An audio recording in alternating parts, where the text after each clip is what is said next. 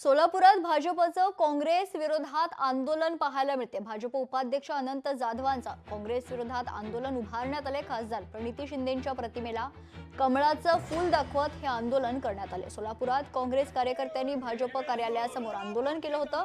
प्रत्युत्तर म्हणून भाजपनेही काँग्रेस विरोधात आंदोलन केले।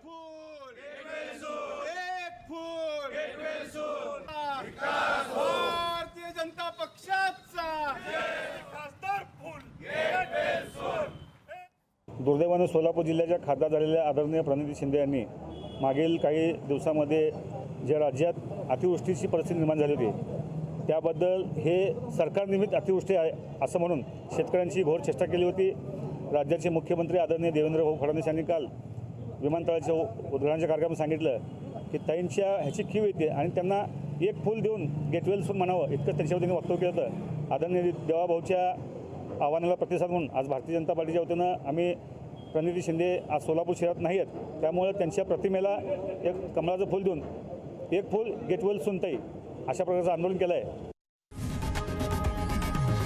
लोकशाही मराठी ऐका, पहा, जागरूक रहा।